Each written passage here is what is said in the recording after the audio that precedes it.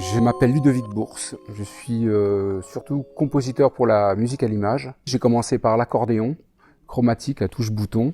Ensuite, mon professeur d'accordéon a demandé à ce que je fasse du piano et après je suis rentré dans les classes de piano au conservatoire de Saint-Brieuc. En rencontrant Michel Hazanavicius, j'ai pu en tout cas l'accompagner avec un ami à l'époque sur ses films publicitaires. Voilà. Quelques années après, Michel, on lui propose de faire un deuxième film qui s'appelle OSS 117, Le Caire, Nid d'espion. Donc voilà, donc j'ai eu la chance de l'accompagner à la musique sur ce film, jusqu'à The Artist. Donc voilà, je suis allé avec Michel jusqu'à ce parcours incroyable qu'on a vécu en faisant ce film The Artist. Voilà.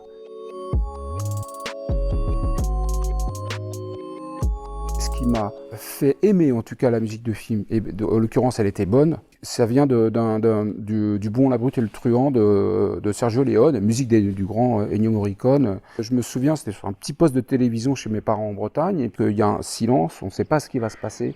On est complètement pris au piège justement d'une émotion et on appréhende.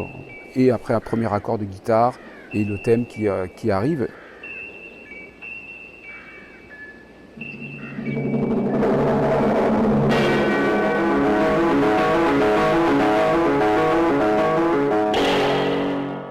Et donc forcément, ça m'a saisi. Je me suis dit, waouh, le pouvoir qu'avait la musique quand elle est rentrée à un moment donné, après cette grande plage d'expectative et de silence, etc., avec le bruitage. Comment il l'a utilisé et comment elle intervient, etc. Et je me suis dit, waouh, ça, c'est ce que je veux faire.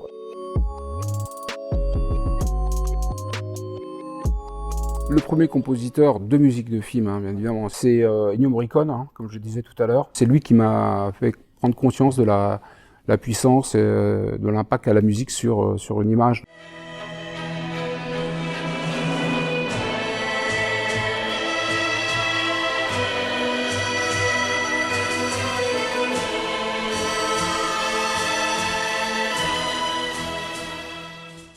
Après aussi, il y a un compositeur français qui s'appelle Éric Serra.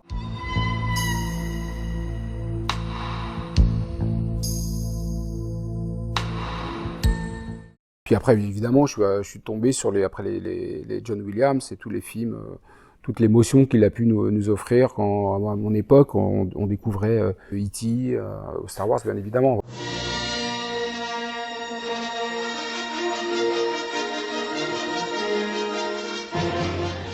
Bernard Herrmann, bien évidemment aussi, qui est arrivé dans les années 40. Il a changé justement la psychologie, on va dire, de musicale. Pour pouvoir travailler sur un film, on propose des thèmes, une thématique, soit le thème général qui correspond à ce que vous ressentez par rapport au film. Alors des fois, ça peut être déclenché par la lecture du scénario. Moi, ce qui me concerne, j'adore noter beaucoup de choses sur les scénarios quand ça m'inspire. Voilà, si ça vous touche, ça permet de déclencher des idées qu'il faut tout de suite capter pour après les mettre de côté.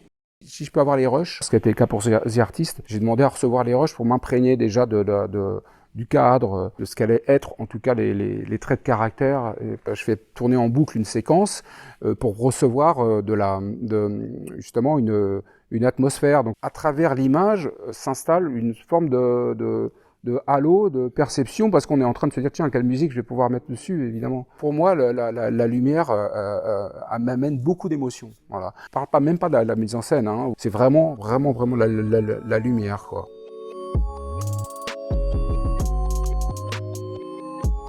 J'ai pas la présomption de dire, en gros, qu'est-ce qui est une bonne ou mauvaise musique, etc. La musique est la musique. N'importe quelle note de musique est sublime, voilà. Après, on peut en parler de style, on aime les styles ou pas. On n'invente rien, et encore moins en musique. Tout a été inventé déjà. Certains disent, moi je suis un peu de cet avis-là, des fois, c'est celle qui s'entend pas. Il faut pas être trop envahissant, voilà. La musique est une extension de l'image, etc. Il faut pas attaquer l'image, voilà. Je me souviens sur The Artist, une des scènes de fin où il va pour se suicider. Là, c'est un morceau de Bernard Herrmann qu'on a repris. La musique s'arrête à un point nommé et il me demande de remplir un petit bout avant la scène de fin des claquettes, etc. Et je lui dis non, mais il faut rien mettre. L'an total, c'est le cinéma muet, vraiment. Et c'était génial parce que ça trouble vraiment.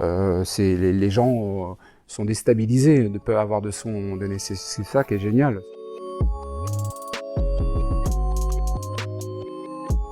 Ce que nous montrent les plateformes, la musique est en train de muter dans quelque chose de beaucoup plus électronique, etc. Beaucoup plus minimaliste aussi et moins coûteuse dans la fabrication.